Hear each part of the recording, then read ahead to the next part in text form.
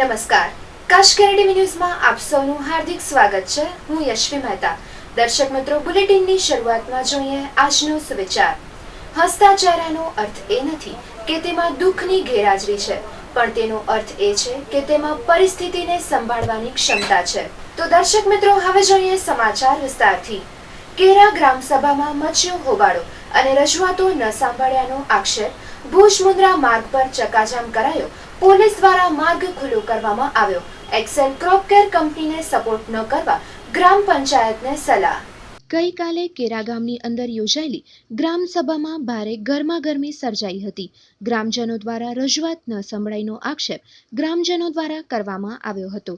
કેરા ગ્રામ સભા ફક્ત 40 મિનિટની અંદર અધવચ્ચેથી સમેટી લેવામાં આવી હતી, જેથી સરપંચ તેમજ પંચાયત વિરુદ્ધ મહિલા સહિતના ટોળાઓએ ભુજ મુન્દ્રા માર્ગ પર ચક્કાજામ કરી દેવાતા રોડની બંને બાજુ વાહનોની લાંબી કતાર જોવા મળી હતી। મળતી વિગતો અનુસાર ગજોળ સીમમાં આવેલી Excel Crop Care Limited company અને ગામના અમુક લોકો સામે ગૌમોતના આક્ષેપ થયા હતા। આ બાબતે તંત્ર દ્વારા તપાસમાં ઢીલાસ રખાઈ હોવાના પણ આક્ષેપો થયા હતા। ત્યારે આ બધી બાબત કલેક્ટર સાહેબ તેમજ પોલીસ વડાને આવેદનપત્ર પણ આપવામાં આવ્યા હતા। આ સમગ્ર મામલામાં કેરા ગામની તાજેતરની ચૂંટણીના પરિણામોનું રાજકારણ ભળ્યું હતું। જ્યારે ગ્રામ સભા ચાલુ હતી તે વખતે અમુક ગ્રામજનો પંચાયત કંપનીની ખોટી તરફેણ ન કરે તેવું પણ જણાવ્યું હતું। આ વચ્ચે પંચાયતના સરપંચ તેમજ સભ્યો દ્વારા પૂરતી રજૂઆતને સાંભળી અને જલ્દી આટોપી લેવાઈ હતી। જ્યારે આ બાબતે સરપંચનો સંપર્ક થયો ન હતો।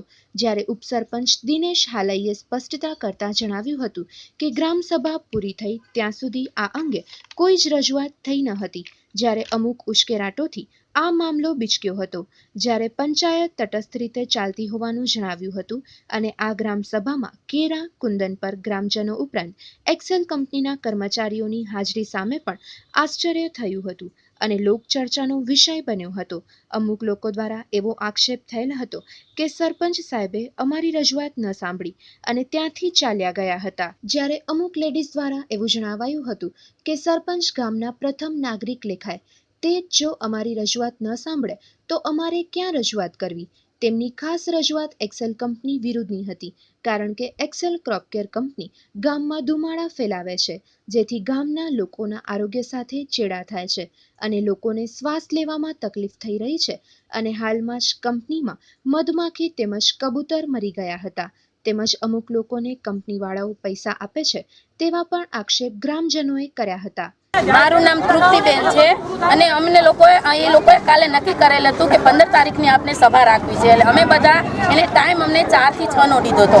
એટલે અમે લોકો બધા અહીંયા સભામાં આવેલા તો અત્યારે એ લોકો થોડાક એના પ્રશ્ન સોલ્વ કરી અને 5 વાગે 5:15 સભા એને ઉઠાડી લીધી। એ લોકો એની રીતે નીકળી ગયા। અમે લોકો એની પાછળ બધા ગયા કે અમારી વાત સાંભળો, અમે બધા અહીં તમને અમારી બધી કમ્પ્લેન કરવા રજૂઆત કરવા આવ્યા છીએ, તમે કેમ અમારી વાત સાંભળો।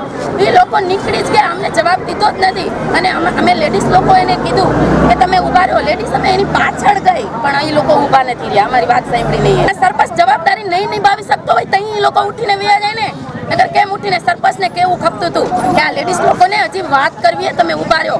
સરપંચ પોતે મોર રવાના થયો, સરપંચ કેમ આગળ રવાના થાય? સરપંચને પોતાને અહીંયા ઊભું રહેવું પડે તો સરપંચ કેમ હાલીને એની આગળ નીકળી ગયો? અમને વાત કરવી હતી, હજી અમને એક્સેલ વિશે રજૂઆત કરવી અને આ લોકો જે ઊભા થઈને નીકળી ગયા નહીં, બધાને 5-5, 10-10 લાખ રૂપિયા દીધેલા હે। એટલે એ આ કંપની વાળા આવે એક્સેલ કંપની વાળા એ લોકોના મોઢા ભરી દીધા હે। એટલે એ લોકો અત્યારે ઉઠીને હાલા ગયા હે, કેમ કે એ લોકોને તો એ રૂપિયા જામ જડે છે, એ લોકો એને ફોડી નાખે છે, સમજી ગયા તમે? એટલે આ લોકો અત્યારે ઉઠીને હાલા ગયા। આ બધા એના મળતિયા હતા, જે ઉઠીને ગયા ને એક્સેલ કંપનીના મળતિયા હતા બધા, એ બધાને એમાંથી મળે છે, એ મળતિયા એના બધા। હા, મને લાગે છે કે સરપંચ નહીં નિભાવી શકે એની જવાબદારી, તો સરપંચ અત્યારે ઉઠીને વયું ન જાય। આજુબાજુના બધા લગતા ગામને હેરાનગતિ છે। સરપંચ ઉઠીને ગયો એટલે સરપંચ પોતે ફૂટેલો, ઉઠીને ગયો એટલે સરપંચ પોતે ફૂટેલો। હું તો એમ કહું સરપંચ પોતે ફૂટેલો તો જ સરપંચ ઉઠીને જાય। અને હું બીતી નથી, હું બિંદાસ જોડે દાડે કહું છું સરપંચ પોતે ફૂટેલો અને એના ભેગા બેહવા વાળા ફૂટેલા। એને બધાને એક્સેલ કંપનીનો પૂરેપૂરો સપોર્ટ છે ભાઈ। જ્યારે બીજી બાજુ કેરા ગ્રામ પંચાયતના સફાઈ કામદાર પણ નશામાં ધૂત હતા, ત્યારે એવું લાગી રહ્યું છે કે કેરા ગામમાં ક્યાંક ને ક્યાંક દારૂ ચોક્કસપણે વેચાય છે. હાલમાં જ અમારી કચ્છ કેરની ટીમે કેરા બસ સ્ટેશનની મુલાકાત લીધી ત્યારે બસ સ્ટેશનની અંદર પણ દેશી દારૂની થેલીઓ જોવા મળી હતી. જ્યારે કેરા ગામના લોકો દ્વારા પણ કેરા ગામમાં દારૂ વેચાય છે તેવું જણાવવામાં આવ્યું હતું. અને રોજ દારૂડિયા દારા છેલામાં તો અમે ઘરથી બહાર કેમ નીકળી આવી? દારૂ વેચાય રોજ અમારે ઘરની પછાડે જુગાર રમાય તો અમે ઘરથી બહાર કેમ નીકળી આવી?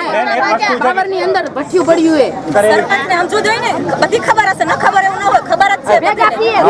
સરપંચને આવે કાઢી એમ દારૂ વાળા અમારે પેલા ભાઈ કઈ પોલીસ મુખ્ય બધે ખાઈને બેઠા નીકળી નથી આપતી, હું નથી જાતી. એકંદરે કેરા ગ્રામ સભામાં ભારે ગરમાગરમી જોવા મળી હતી અને એક્સેલ કંપનીને હટાવવાના નારા પણ લાગ્યા હતા.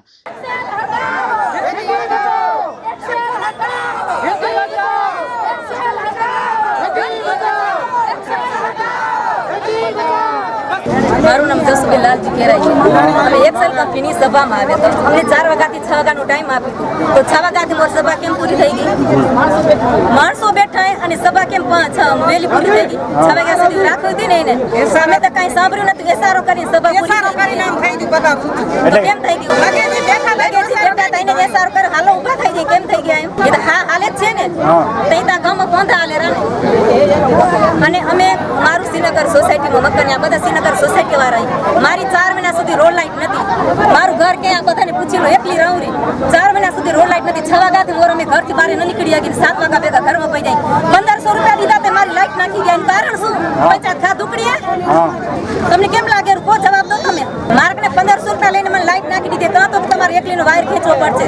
હા અને અમારું પીરે 1500 રૂપિયાનું કોઈ તમને બિલ આપેલું નથી આપ્યું. કાં તો કે તમને વાયર ખેંચવો એટલે 1500 રૂપિયા આપશે તે લાઈટ નાખી દેશું. અને એની ત્યાં ગામ સભા હતી કે લોકસભા હતી? હમણાં જતા મને ખબર કોણ હતા 1500 રૂપિયા લઈ ગયા. લાઈટ માટે જે તમે જે વાયર નાખેલો એના માટે બિલ આપેલું તમને નથી આપ્યું. પણ અમને તો એકલા રહી રહ્યા જરૂર હોય એટલે મેં તો દઈ દીધા. શું કામ અમે 6 વાગ્યાથી બહાર નથી નીકળી શકતો? એકલા રહી રહ્યા તો એમને લઈને એને ખબર નથી કે અમે અહીંયાથી પગાર લઈ રહ્યા એટલે બીજા પગાર લઈને ખાઈ રહ્યા. અમારા શ્રીનગર બધાને સોસાયટી વાળાને પૂછી જોવો કે અમારું શું ભૂલ તક કરી છે ને. અમે તો રોજ દોડીને આવી રહ્યા. અમને કે લાઈટ થઈ જશે. 4 મહિના સુધી મારી લાઈટ નથી, રોડ લાઈટ.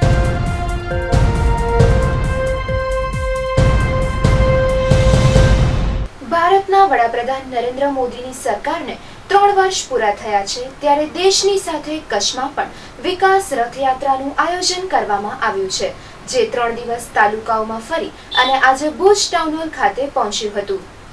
નરેન્દ્ર મોદીની ભાજપની સરકારને 3 વર્ષ પૂર્ણ થયા છે ત્યારે આ અનુસંધાને મોદી ફેસ્ટ રથયાત્રા સાથે પ્રચાર કરવામાં આવ્યો હતો.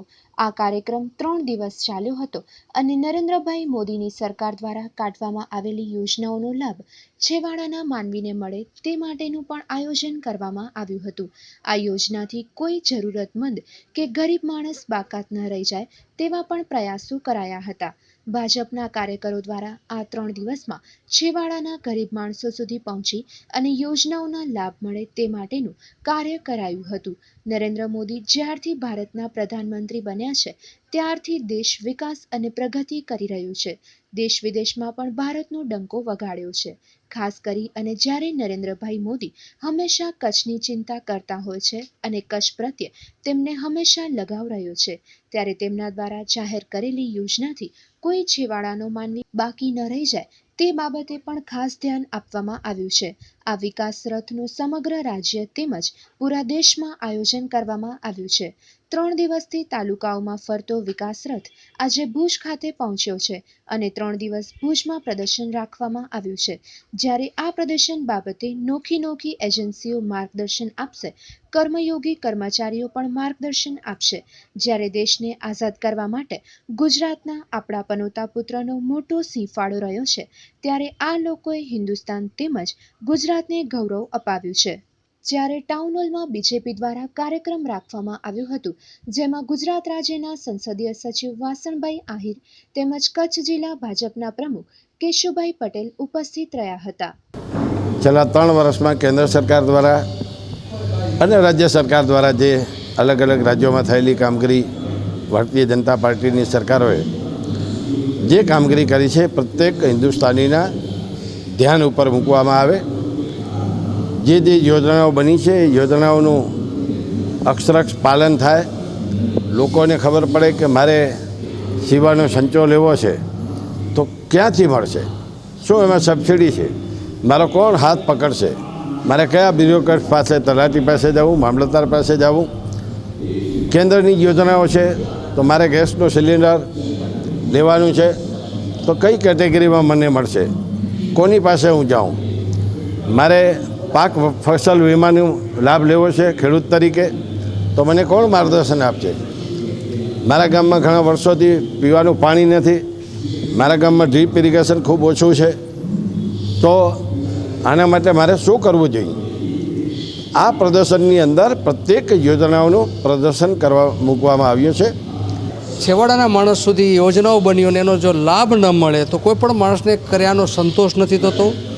જ્યારે જરૂરિયાતમંદ લોકોને મદદરૂપ થવા માટે આમ સામાન્ય પ્રવાહના જોડે ચાલવા માટેની જ્યારે સરકાર મથામણ કરી રહી છે ત્યારે આ યોજનાઓના માધ્યમથી યોજનાઓ દ્વારા જાણકારી મળે અને જે બાકી રહ્યા હોય ત્યાં સુધી પણ આ સંદેશો પહોંચે અને આ યોજનાનો લાભ લઈ અને પોતાનું જીવન થોડું સદ્ધર થાય અને આમ પ્રવાહ જોડે જોડાય. આ યોજના એટલા માટે છે કે રાજકારણ છે ત્યારે જે લાભ મળે તો જ એનો નિર્ણયનો અમલ થાય, તો જ એનો લાભ થાય, આવી એક સીધી ગણિત છે. અને સરકાર જ્યારે લોકો માટે ચિંતા કર્યો ત્યારે ભારતીય જનતા પાર્ટીના કાર્યકર્તાઓ પણ આ યોજનાઓને છેવડા સુધી લઈ જવા માટે મથામણ કર્યા છે. એનો આ એક હિસ્સો છે. અને 3 વર્ષની જે કામગીરી થઈ છે લોકો વચ્ચે, રાજકારણમાં સ્વાભાવિક છે કે તમે શું કરો છો, કેવું કરો છો, શું કરવાના છો, એ બધે જાણકારી નથી હોતી. એટલે એક પાર્ટીના કાર્યકર્તાઓ તરીકે 3 વર્ષમાં આ સરકારે લોકો માટે શું કર્યું આ વાત લઈને જ્યારે જવું છે ત્યારે આનો સારો પ્રતિસાદ મળી રહ્યો છે. અને આનાથી જરૂરિયાતમંદ લોકો સુધી યોજનાઓ વાત પહોંચશે અને યોજનાઓનો લાભ લેશે એવી ચોક્કસ અપેક્ષા છે.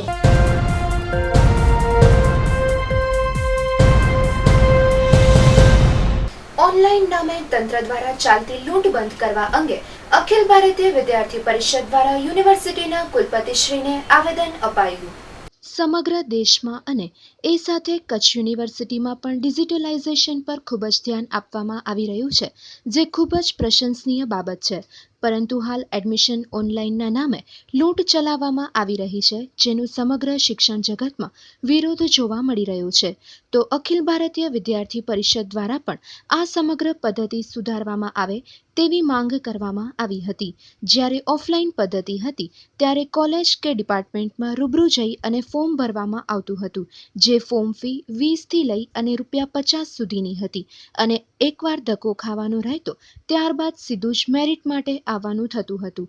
હાલ વિદ્યાર્થીઓને સૌપ્રથમ સાયબર કાફેમાં ફોર્મ ભરવું પડે છે અને જેની ફીસ 70 થી 80 થી લઈ અને 150 જેટલી રકમ ઉઘરાવવામાં આવે છે. તેની સાથે યુનિવર્સિટીની ઓનલાઈન ફોર્મની ફી ₹100 પ્રતિ ફોર્મ, એટલે કે 3 કોલેજમાં ફોર્મ ભરે તો 300 યુનિવર્સિટીની ફોર્મ ફી, અને જો સાયબર કાફે એ પ્રતિ ફોર્મ 150 ભરવાના, એટલે કે 450.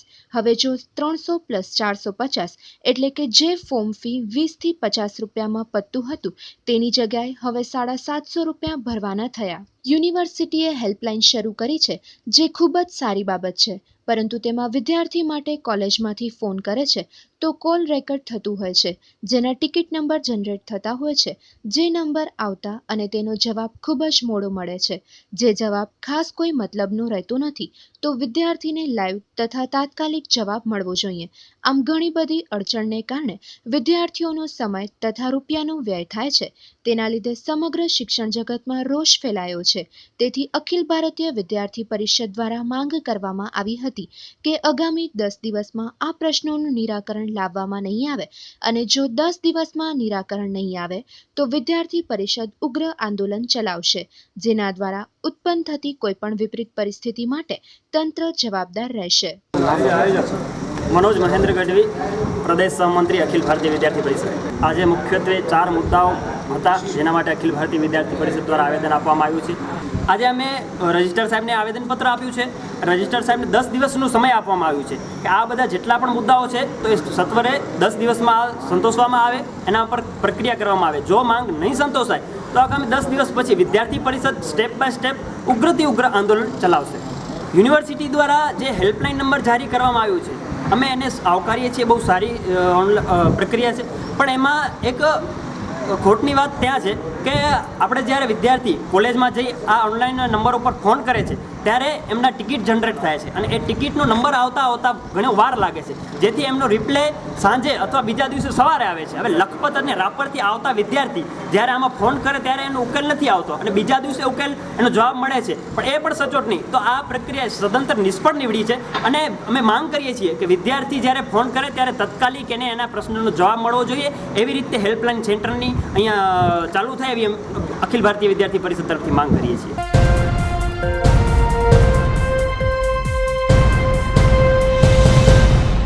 મુન્દ્રાના CHC સેન્ટરમાં છેલ્લા 25 વર્ષથી સરકારી ક્વાર્ટર્સની હાલત ખરાબ. અનેકવાર અરજીઓ છતાંય ઉપરથી નથી અપાતો જવાબ. મુન્દ્રામાં આવેલ સરકારી હોસ્પિટલમાં સરકારી ક્વાર્ટર્સમાં અમુક ક્વાર્ટરની મરામત ન કરતા તેમાં રહેતા સરકારી સ્ટાફના લોકો ખૂબ જ હેરાન છે, જેમાં આ મકાનની હાલત જર્જરિત છે તેમજ ગટર પાણીની સમસ્યાથી રહેવાસીઓ પરેશાન છે. જેમાં અમુક ક્વાર્ટર્સની મરમ્મત કરાઈ છે, જેમાં લોકો રહેતા જ નથી, પરંતુ જે 24 કલાક ખડે પગે સેવા આપતા નર્સ, કમ્પાઉન્ડર તેમજ પટ્ટાવાળા અને ડ્રાઈવર્સના ઘરની મરમ્મત માટે તંત્ર પાસે સમય નથી લાગતો. ઘરમાં પોપડા પડે છે, જેના લીધે જાનહાનિની સંપૂર્ણ શક્યતાઓ રહેલી છે, પરંતુ તંત્રને આ બાબતે જરા પણ તસદી ન લેતું હોય તેવું લાગી રહ્યું છે. 24 કલાક સતત દર્દીઓની સેવા કરતા આવા લોકોની તંત્ર શા માટે અવગણના કરે છે તે નથી સમજાતું.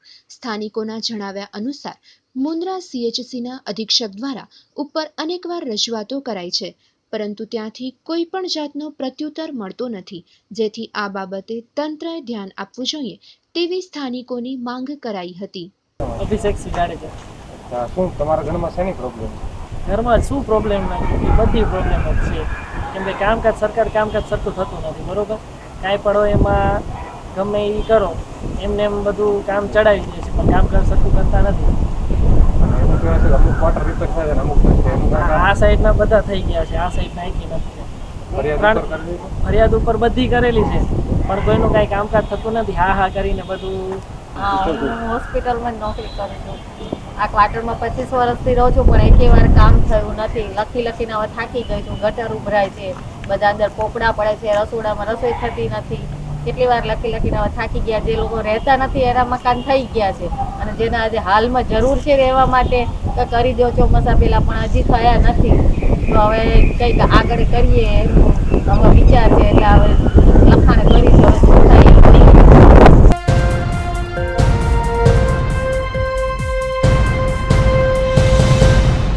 જેતપુરમાં GSTના વિરોધમાં ભારે દેખાવ કરાયા. રેલી સાથે હોલસેલર અને રિટેલરના વેપાર રોજગાર બંધ. તારીખ 15/6 જેતપુરમાં કાપડ ઉપરના GSTનો વિરોધ કરવા ઓલ ઇન્ડિયા કાપડ એસોસિએશન તરફથી સંપૂર્ણ ભારતના નાના મોટા રિટેલર તથા હોલસેલર કાપડના વેપારીઓએ પોતાના વેપાર રોજગાર GSTના વિરોધમાં બંધ રાખવાનું નક્કી કરવામાં આવેલ, જેના અનુસંધાને જેતપુરમાં કોટન ડ્રેસ તથા cloth merchant association, readymade association, Sindhi cotton association, dress cotton association સહિતના તમામ એસોસિએશન આજે જેતપુર GSTના વિરોધમાં બંધ રાખવામાં આવેલ અને આજે સવારે 9 કલાકે જેતપુરના નવાગઢથી વિશાળ બાઇક રેલી કાઢવામાં આવેલ, જેમાં નવાગઢથી કણકિયા, પ્લોટ સ્ટેન્ડ ચોક, MG રોડ, ટીનબત્તી ચોક, સરદાર ચોક સહિતના જેતપુરના મુખ્ય માર્ગમાં બાઇક રેલી સ્વરૂપે નીકળેલ હતી અને જેતપુરના મામલતદારને આવેદન આપી અને GSTનો વિરોધ કરી આ કાયદો નાબૂદ કરવાની માંગ કરવામાં આવી હતી અને જો સરકાર એમાં કોઈ જ ફેરફાર નહીં કરે તો આગામી સમયમાં જેતપુરમાં ઉગ્ર આંદોલન કરવામાં આવશે તેમ આવેદનમાં ચીમકી પ્રમુખ મહેશભાઈ ગજેરા દ્વારા આપવામાં આવી હતી. Report by Farooq Modan, Jetpur.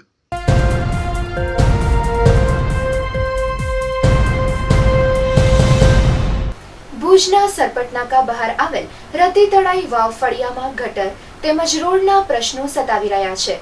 નગરપાલિકામાં રજૂઆત કર્યા છતાં પણ કોઈ જ પગલાં લેવામાં નથી આવ્યા.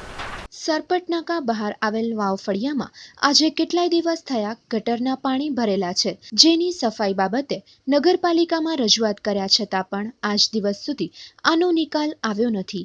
હાલમાં જ આ જગ્યા ઉપર નગરપાલિકાના સાહેબો આવ્યા હતા અને આ સફાઈ થઈ જશે તેવી હૈયાધારણા આપી હતી, પરંતુ આ હૈયાધારણા પણ ઠગારી નીવડી છે. જ્યારે વરસાદ આવે છે ત્યારે ગટરના પાણી ઘરમાં ઘૂસી આવે છે, જેના લીધે ઘરમાં ખાદ્ય સામગ્રી પણ બગડી જાય છે. તો આ બાબતે નગરપાલિકા ગંભીર બને અને કોઈ નક્કર પગલાં લે તેવી વાવ ફળિયાના લોકોની માંગ છે.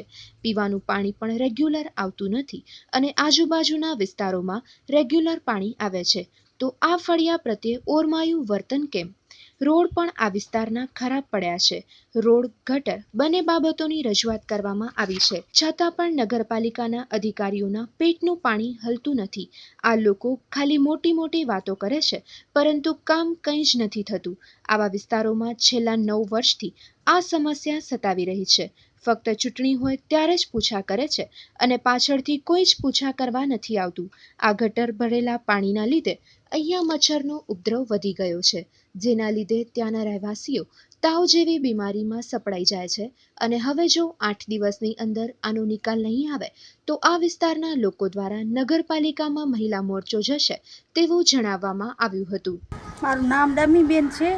અમે અહીંયા તરાઈમાં રહીએ છીએ. આ ગટરના પાણીનું આ તરાઈનો એવો કંટાળો છે. આ ગટરના પાણી વરસાદ આવશે એટલે બધા પાણી આ અમારા ઘરોમાં આવે છે. અમારી કોઈ પૂછાય નથી કરવા આવતો. અહીંયા અમે આ મોટા આવ્યા હતા સાહેબ 2 દિવસ પહેલાં, એને કીધું હતું બધા આવીને હા થઈ જશે જોઈને હાલ્યા જાય છે. કોઈ અહીંયા પૂછા કરવા નથી આવતો. અહીંયા અમારા બધા હર વર્ષે બધો સામાન પલરે, અમે પલરીએ. અમારા ઘરમાં પછી કાંઈ ખાવાનું ન હોય, ઉવા જોતું લેવા જઈએ. આ તરાઈનો કોઈ જલ્દી કોઈ નિકાલ કરે. થઈ જશે. સમા ફળિયામાં ગટરું આવી ગઈ, ગટર લાઈન આવી ગઈ, રોડ બની ગયા ને અમારે અહીંયા કાંઈ નથી. અમે અહીંયા તરાઈમાં બેઠા છીએ. અમારી કોઈ પૂછા નથી કરતો. ચૂંટણી હોય ત્યારે હાલ્યા આવે, મત દેવો ને આ દેવો ને ઓ દેવો ને, ઓમ પૂછા કરવા નથી આવતા. પછી કેટલા વર્ષો થયા અહીંયા તરાઈમાં તકલીફ છે. હા, ત્યારે બધે મોટી મોટી વાતો કરે, બધું કરી દેશું, બધું થઈ જશે. પછી ચૂંટણી પતે એટલે કોઈ પૂછા કરવા નથી આવતો. પછી અમે અહીંયા હેરાન થઈએ પડે. અમે તારાઈમાં તો બેઠા છીએ, ગરીબ માણસ છે, કઈ પૈસા નથી. અમે બંગલામાં રહેવા જઈએ, કોલોનીઓમાં. 2 રૂપિયા તમે નીકળી હા, તો અહીંયાથી નીકળી જઈએ તરાઈમાંથી. ને કાંઈ તો કહે છે કે તમે ગટર તરાઈમાં શું કામ રહો છો? તમે પૈસા તમે રહેવા ના લે છે, બંગલામાં જ રહીએ મારા.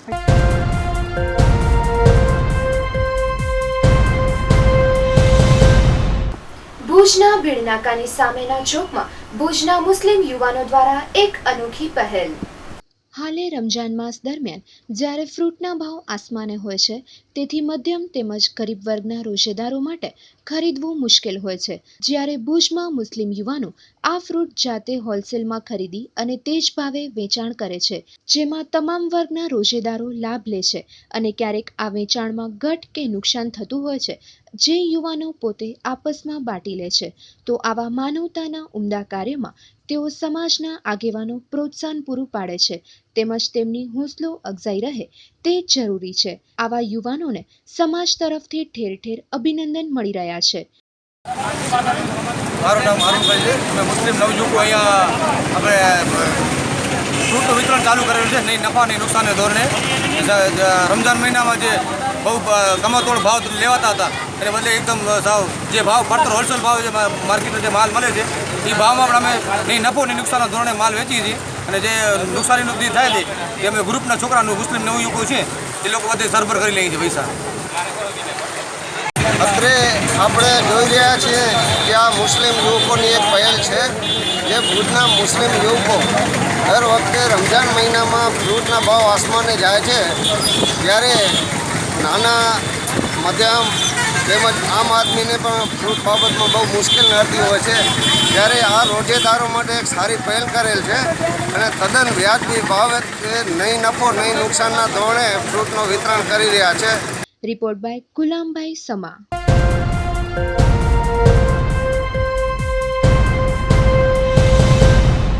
લખપતના જૂની જુલરાઈ ગામ જીએમડીસીની જમીનમાંથી 3 લાખનું લિગ્નાઇટ ખોદાઈ ગયું છે અને આરોપીઓને 2 દિવસની રિમાન્ડ પર. લખપતના જૂની જુલરાઈ ગામે જીએમડીસીની જમીનમાંથી ગેરકાયદેસર રીતે લિગ્નાઇટનું ઉત્ખનન કરવાના કૌભાંડમાં ઝડપાયેલા બંને શખ્સના કોર્ટે 2 દિવસના રિમાન્ડ પર મંજૂર કર્યા છે. ગત મધરાત્રે એસઓજીએ સ્થળ પર દરોડો પાડી અને લિગ્નાઇટનું ખોદકામ કરી ભરવા આવેલા એક હિટાચી મશીન અને એક ટ્રક સાથે 2 શખ્સની ધરપકડ કરી હતી.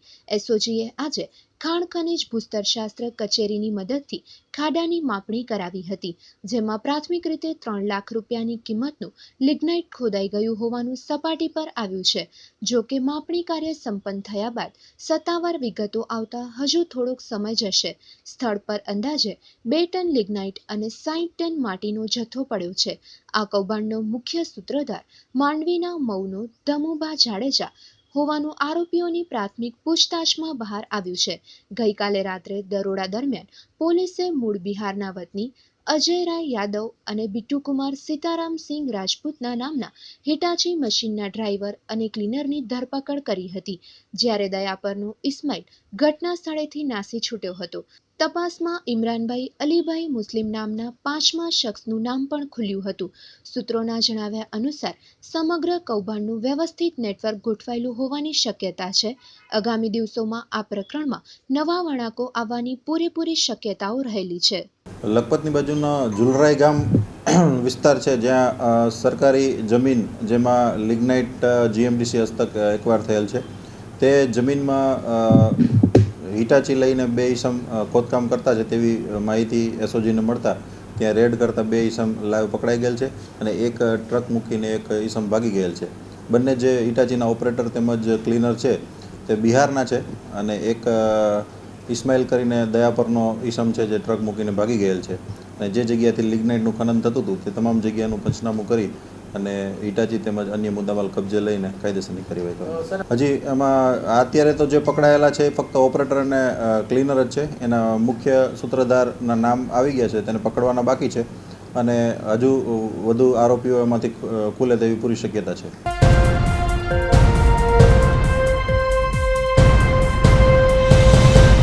દર્શકોને જણાવવાનું કે કચ્છ કેરમાં પ્રસિદ્ધ થયેલ કોઈપણ જાહેર ખબરમાં જણાવેલ માહિતી અથવા ઉત્પાદન કે સેવા સંદર્ભે વિજ્ઞાપનદાતાએ કરેલ દાવા અંગેની સંપૂર્ણ જવાબદારી વિજ્ઞાપનદાતાની જ રહેશે અને કચ્છ કેરની કોઈપણ પ્રકારે જવાબદારી રહેશે નહીં.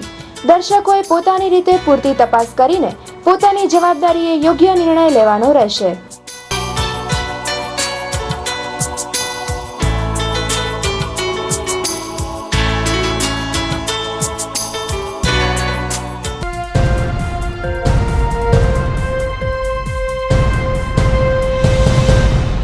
દર્શક મિત્રો, વધુ સમાચાર માટે જોતા રહો કચ્છ કેર ટીવી ન્યૂઝ.